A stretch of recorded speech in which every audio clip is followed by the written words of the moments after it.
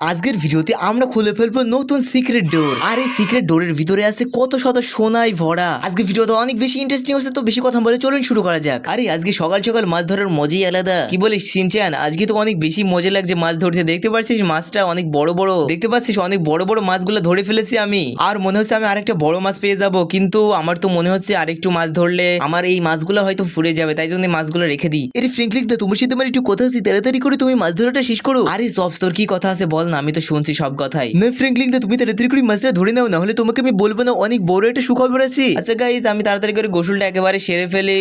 আর Shinchan তো বলেই যাচ্ছে যে কি একটা বলবে আমাকে, তাড়াতাড়ি করে আমি উঠে পড়ি, গোসলটা তাড়াতাড়ি করে শেষ করে ফেলছি। আচ্ছা বল এবার শিনচ্যান তুই কি বলবি? আরে ফ্র্যাঙ্কলিন দা, তোমার বাড়ির ওই সাইডের দেয়ালে আমরা একটা দেখলাম বড় দরজা লাগানো আছে, মনে হচ্ছে ওই দরজার ভিতরে অনেক বড় বড় গুপ্তধন আছে। আরে চপস, তুই কি বলিস? তাড়াতাড়ি করে তো আমাকে যেতে হবে আর দেখতে হবে যে আমার এখানে কি আসলে আছে। আরে এখানে তো কোনো রকমের নেই, বাট আরে এখানে তো মনে হচ্ছে কিছু একটা আছে। তাড়াতাড়ি করে চলে যায়। ও গাইজ, এখানে এত বড় একটা দরজা কোথা থেকে আসলো? আমার তো এর আগে থেকে কোনো রকমের দরজা সেট করা ছিল না এখানে। আর আমার বাড়ি আমি নিজেই জানি না যে এখানে কোনো রকমের দরজা আছে নাকি। আচ্ছা শিনচ্যান, তুই কখন দেখেছিস এখানে দরজা আছে বলতো? আরে ফ্র্যাঙ্কলিন দা, আমি সকালবেলা জগিং করতে আসার সময় দেখলাম যে এখানে অনেক বড় একটা দরজা, আর তোমার কাছে তখনই চলে গেলাম। আরে গাইজ, শিনচ্যান তো মনে হচ্ছে সত্যি কথাই বলছে, আর আমার তো মনে হচ্ছে যেন তো না দরজা না এটা। আচ্ছা সব, যেহেতু তুই এটা দেখেছিস তাড়াতাড়ি করে আমাকে যেতে হবে, এবং আশা করি আমি মোটু পাতলুকে কল করে দিয়েছি, এখনই হয়তো বা চলে আসবে তারা। আচ্ছা মোটু পাতলু মনে হচ্ছে চলে এসেছে, তাড়াতাড়ি করে আমি বাইরে চলে যাই। আর এই দরজাটি মোটু পাতলুই খুলতে পারবে মাত্র। আরে তোমরা দুজন চলে এসেছো, তাড়াতাড়ি করে আমার এই দরজাটি খুলে দাও। দেখতে পাচ্ছ তো সামনে একটা দরজা আছে।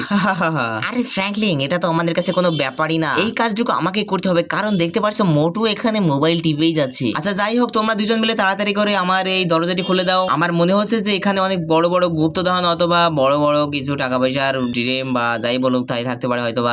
এটা আমাকে খুলতে হবে, কারণ এটার ভিতরে অনেক বড় গুপ্তধন থাকতে পারে, তাই জন্য তোমরা দুজন তাড়াতাড়ি করে আমার এটা খুলে দাও। আচ্ছা ফ্র্যাঙ্কলিন, কোনো ব্যাপার না, আমরা এখনই এটা খোলার বন্দোবস্ত করছি, কিন্তু আমাদের এটা খুলতে দেব, বাট তোমাকে আমাদেরকে 10 লক্ষ টাকা দিতে হবে এবং তোমার ল্যাম্বরগিনি সিয়ানটা আমাকে গিফট করতে হবে। আচ্ছা গাইজ, আমার তো মনে হচ্ছে যে এই দরজা খোলার পরে অনেক দামি কিছু পাবো আমরা, তাই জন্য ল্যাম্বরগিনি সিয়ান আর 10 লক্ষ টাকা আমার কাছে কোনো বিষয় না।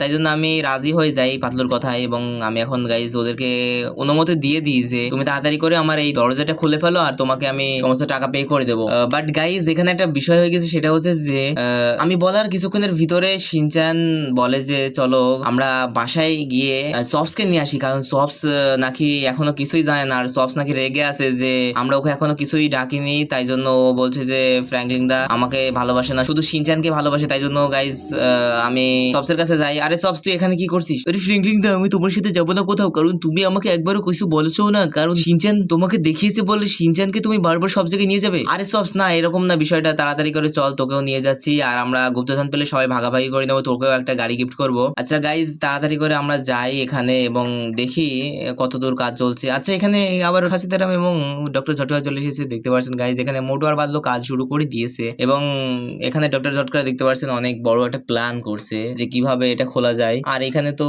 ঘসিডেরম আছে। আরে এটা তো খোলা আমার 20 বছরের অভিজ্ঞতা আছে, আর এরকম কাজ তো আমি সবসময় করতেই থাকি। আচ্ছা গাইজ, ওরা বলছে যে এটা কোনোভাবে খুলে ফেলতে পারবে যে কোনোভাবে, তো আমি আর শিনচ্যান আচ্ছা গাইজ, মোটো আমাকে হঠাৎ করে বলল যে তুমি গাড়িটা পেছিয়ে নিয়ে এসো, এবং ওখানে দেখো একটা পেছনের লক আছে, ওই লকটা এখানে বাঁধিয়ে দেবো এবং দেখা যাক আমরা এই দরজাটি খুলতে পারি নাকি। কিন্তু গাইজ আমি গাড়িটা ঘোরাচ্ছি, বাট এখানে লকটা আমি লাগানোর পরে মনে হচ্ছে তো লকটা লাগবে না, কারণ এই লকটা অনেক বেশি মোটা আর কি, আর ওটার সাথে জোড়া লাগবে না। তাই জন্য আমি গাইজ এখানে আমি পাতলুকে বলি যে আমার এখানে আমার যে কারটা আছে এই গাড়িটা নষ্ট হয়ে গেছে, তাই জন্য আমি তোমার এই হুকারটা নিয়ে কি আমি আমার গাড়িটা সারতে নিয়ে যেতে পারবো? এবং পাতলু বলে নিয়ে যাওয়ার সমস্যা নেই, বাট আমি সন্ধ্যার আগে ফিরে আসো। আমি বললাম যে এখনই চলে আসবো আমি গাড়িটা গ্যারেজে দিয়ে। তাই জন্য আমি গাইজ ওদের কাছ থেকে এই গাড়িটা নিয়ে আমার এই গাড়িটা সারার জন্য আমি তাড়াতাড়ি করে গ্যারেজে চলে যাই, এবং গ্যারেজে আমি গাড়িটা দিয়েই চলে আসবো। আর গাইজ এখনো যারা যারা আপনারা লাইক এবং সাবস্ক্রাইব করেননি, আমার তো মনে হচ্ছে যে গুপ্তধন অনেক বড় একটা। আর গাইজ গুপ্তধন যদি পাই তাহলে এর পরের পার্টে আপনাদেরকে সেটা দেখাবো। আর আজকের ভিডিও এতটাই ছিল, দেখা হচ্ছে এর পরে কোনো ভিডিওতে। সবাই ভালো থাকবেন, সুস্থ থাকবেন, আল্লাহ হাফেজ। আর এখন যারা লাইক এবং চ্যানেলটি সাবস্ক্রাইব করেনি, নেক্সট পার্টের জন্য